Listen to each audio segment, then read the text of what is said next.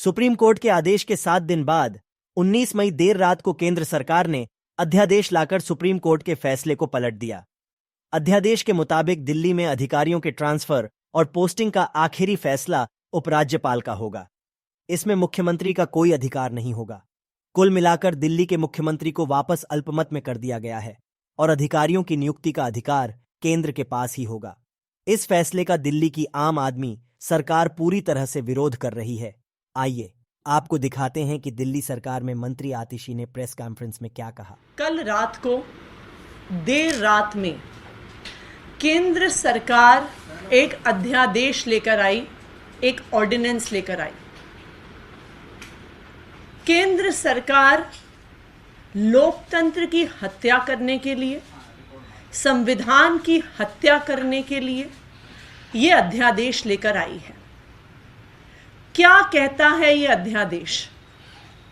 ये अध्यादेश कहता है कि जो ताकत दिल्ली की चुनी हुई सरकार को सुप्रीम कोर्ट की कॉन्स्टिट्यूशन बेंच ने, उच्चतम न्यायालय के संवैधानिक पीठ ने दिल्ली की चुनी हुई सरकार को दी, ये उस ताकत को गैर संवैधानिक तरीके से छीनने का प्रयास है।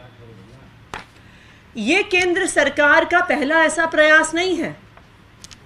2015 में जब दिल्ली की जनता ने भारी बहुमत से अरविंद केजरीवाल को आम आदमी पार्टी की सरकार को जिताकर भेजा, 70 में से 67 सीट जिताकर भेजा, तो मोदी जी की सरकार ने, भारतीय जनता पार्टी की सरकार ने 3 महीने के अंदर अंदर एक गैर कानूनी नोटिफिकेशन इशू करके अरविंद केजरीवाल की सरकार की ताकत छीनने की कोशिश करी। मई 2015 में मोदी जी की सरकार ने MHA का एक नोटिफिकेशन इशू किया कि केजरीवाल सरकार के पास सर्विसेज की ताकत नहीं है, उनके पास अफसरों की ट्रांसफर पोस्टिंग की ताकत नहीं है, उनको भ्रष्ट अफसरों पर एक्शन लेने की ताकत नहीं है, उन्हें इनएफिशिएंट अफसरों को हटाने की ताकत नहीं है। ये ताकत केंद्र सरकार के पास है। 8 साल की कानूनी लड़ाई के बाद जो हाई कोर्ट, सुप्रीम कोर्ट के 2 संवैधानिक पीठों के आदेश के बाद 11 मई को सुप्रीम कोर्ट की कॉन्स्टिट्यूशन बेंच ने कहा कि केंद्र की सरकार का आदेश गलत था। सुप्रीम कोर्ट ने कहा कि ताकत दिल्ली की चुनी हुई सरकार के पास है। जो ये सुप्रीम कोर्ट का आदेश था जो 11 मई को आया है, ये क्या कहता है? ये कहता है कि दिल्ली की चुनी हुई सरकार के पास ताकत क्यों है। सुप्रीम कोर्ट ने कहा कि 3 संवैधानिक सिद्धांतों के आधार पर दिल्ली की चुनी हुई सरकार के पास ताकत है। पहला सिद्धांत, इस देश का संघीय ढांचा यानी federal structure of the constitution. Supreme court के आदेश ने कहा कि federal structure of the constitution के प्रिंसिपल के आधार पर किसी भी राज्य की सरकार की ताकत छीनी नहीं जा सकती है। कि अगर केंद्र सरकार को ही सारी ताकत देनी होती तो इस देश के संविधान निर्माता एक संघीय ढांचा क्यों बनाते?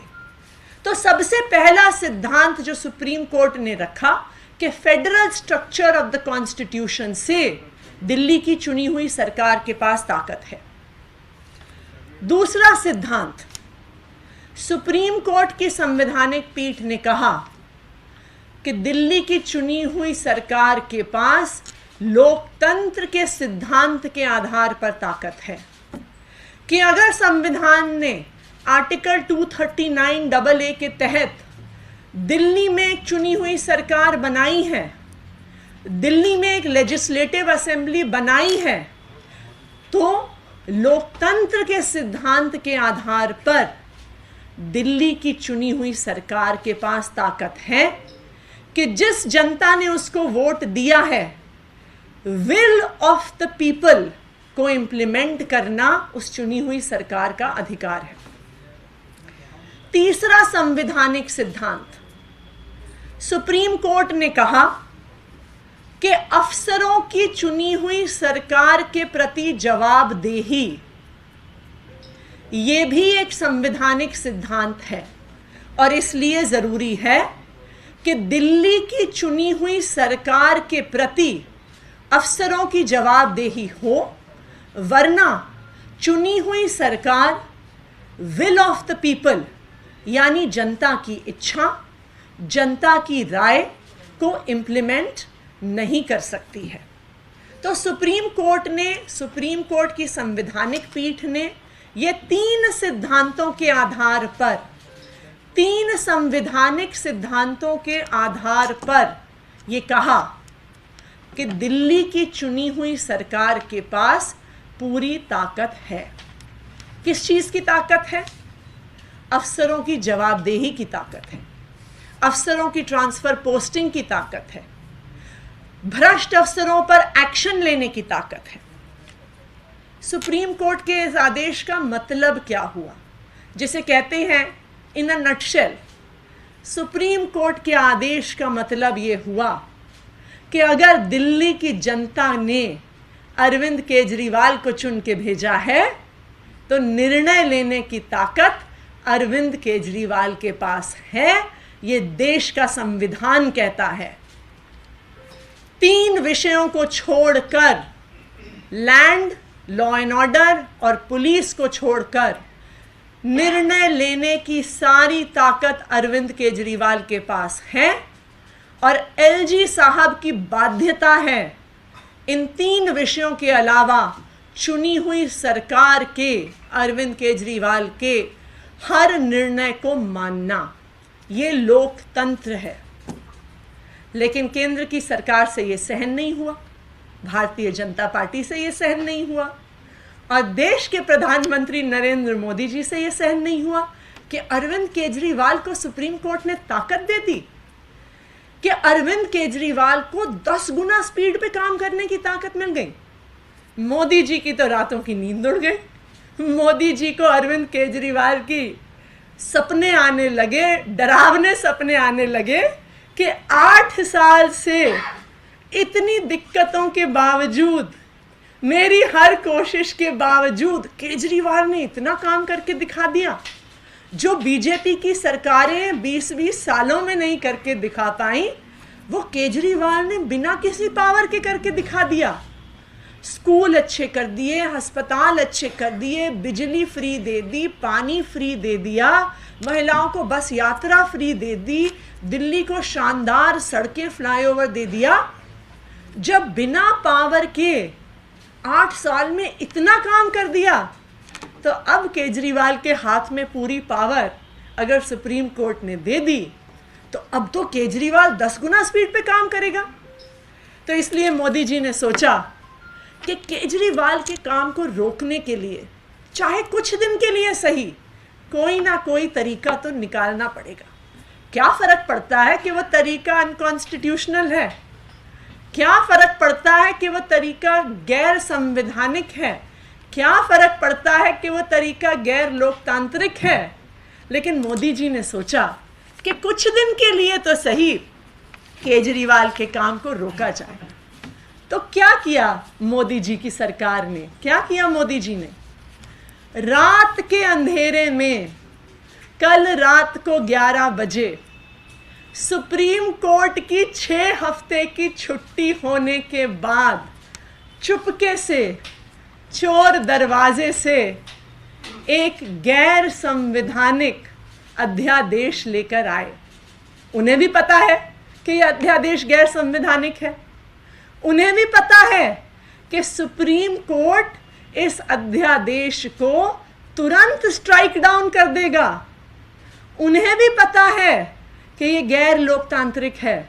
लेकिन उन्होंने सोचा कि अब तो सुप्रीम कोर्ट की 6 हफ्ते की छुट्टी हो गई, तो उन्होंने कल का इंतजार किया। वो 1 हफ्ते पहले भी अध्यादेश लेके आ सकते थे, वो 3 दिन पहले भी अध्यादेश लेके आ सकते थे, वो एक दिन पहले भी अध्यादेश लेके आ सकते थे, लेकिन उन्होंने उस तारीख का इंतजार किया जिस दिन सुप्रीम कोर्ट की 6 हफ्ते की छुट्टी होने वाली थी, कि 6 हफ्ते तक तो सुप्रीम कोर्ट बंद है, तो 6 हफ्ते तो हम इस अनकॉन्स्टिट्यूशनल ऑर्डिनेंस से दिल्ली की चुनी हुई सरकार का काम रोक सकते हैं। तो क्या कहता है ये ऑर्डिनेंस? ये ऑर्डिनेंस क्यों गैर संवैधानिक है? सबसे पहली चीज, ये ऑर्डिनेंस जो government of NCT of Delhi के एक्ट में लाया गया है, सबसे पहले ये कहता है, अपने सेक्शन 3A में ये कहता है कि दिल्ली की चुनी हुई सरकार को सर्विसेज पर कोई कानून बनाने का अधिकार नहीं है, कि दिल्ली लेजिस्लेटिव असेंबली को सर्विसेज पर कोई भी कानून बनाने का अधिकार नहीं है। ये तो बिल्कुल ही क्लियर कट रूप से संविधान के खिलाफ है, लेकिन उससे भारतीय जनता पार्टी को और मोदी जी को तो कोई फर्क नहीं पड़ता।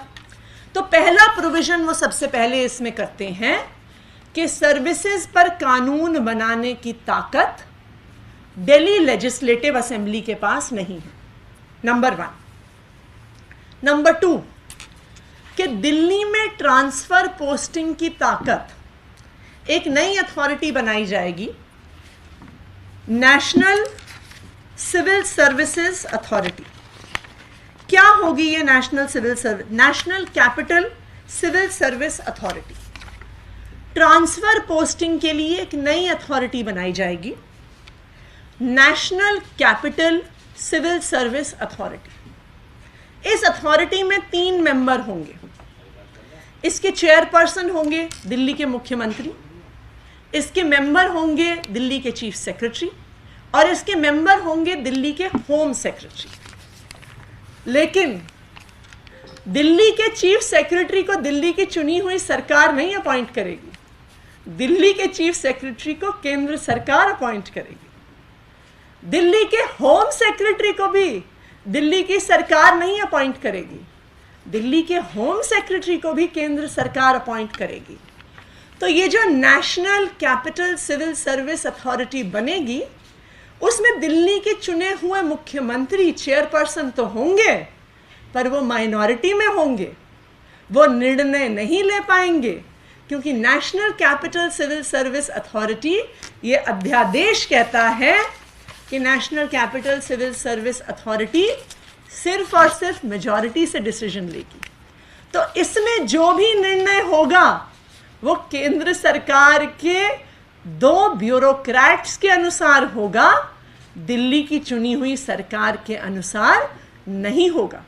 और ना सिर्फ इतना, अगर गलती से इस नेशनल सिविल सर्विस अथॉरिटी ने कोई ऐसा निर्णय ले लिया जो केंद्र सरकार को पसंद नहीं है, तो उस निर्णय को पलटने का अधिकार लेफ्टिनेंट गवर्नर के पास होगा। इसका मतलब ये हुआ कि पहले तो कोई निर्णय हो नहीं पाएगा चुनी हुई सरकार के द्वारा, लेकिन अगर गलती से भी ऐसा निर्णय हो गया तो फाइनल पावर उस निर्णय के ऊपर एलजी साहब के पास रहेगी। यानी दिल्ली सरकार में अफसरों की पावर, चुनने की पावर, ट्रांसफर पोस्टिंग की पावर, भ्रष्ट अफसरों पे एक्शन लेने की पावर दिल्ली की चुनी हुई सरकार के पास नहीं रहेगी, केंद्र सरकार के पास रहेगी। तो कुल मिलाकर जो अध्यादेश कल रात में आया है, अगर मैं कहूं कि इन अ नटशेल ये अध्यादेश क्या कहता है, तो ये अध्यादेश कहता है कि चाहे दिल्ली की जनता केजरीवाल को चुन के भेजे, चाहे दिल्ली की जनता अरविंद केजरीवाल को विधानसभा में 90% की ज्यादा सीटों से जिता के भेजे, लेकिन दिल्ली को केजरीवाल नहीं चलाएगा, दिल्ली को केंद्र सरकार चलाएगी। ये कहता है ये अध्यादेश जो रात के अंधेरे में कल केंद्र सरकार लेकर आई। तो ये जो अध्यादेश 19 मई को यानी कल रात को आया, क्या ये अध्यादेश केंद्र सरकार ला सकती थी? क्या ये अध्यादेश संवैधानिक है? मैं आपको ये स्पष्ट तौर पे बताना चाहती हूं कि ऐसा अध्यादेश लाने की ताकत केंद्र सरकार के पास नहीं है। संविधान के अनुसार, और इसको बहुत क्लियर कट तरीके से सुप्रीम कोर्ट ने अपने आदेश में ये कहा है, और मैं आपको ये पढ़ के दिखाती हूं। पैराग्राफ 160 जो सुप्रीम कोर्ट की कॉन्स्टिट्यूशन बेंच ने कहा है, the involvement of the union of India in the administration of NCTD is limited by constitutional provisions and any further expansion would be contrary to the constitutional scheme of governance. इसका क्या मतलब है? इसका मतलब ये है कि जब सुप्रीम कोर्ट ये आदेश लिख रहा था, उनको शक था कि केंद्र सरकार कोशिश करेगी कि वो गैर कानूनी तरीके से दिल्ली सरकार की ताकत को कम करे, और इसीलिए सुप्रीम कोर्ट ने अपने आदेश में इस रास्ते को बंद कर दिया है और कह दिया है कि any expansion of power of the union of India would be contrary to the constitutional scheme of governance. तो इससे ये बिल्कुल साफ है कि जो अध्यादेश आया है वो गैर संवैधानिक है, गैर लोकतांत्रिक है। लेकिन ये अध्यादेश एक चीज तो दिखा देता है कि मोदी जी को अरविंद केजरीवाल से डर बहुत लगता है। मैं कई बार ये सोचती हूं कि दिल्ली इतना छोटा सा राज्य, आप अगर भारत के नक्शे पे देखने जाइए तो दिल्ली दिखता भी नहीं है। तो दिल्ली को ढूंढना भारत के नक्शे पे बहुत मुश्किल होता है। इतना छोटा सा राज्य, उसमें भी आधी सरकार, जिसके पास लैंड, लॉ एंड ऑर्डर और पुलिस की ताकत नहीं है।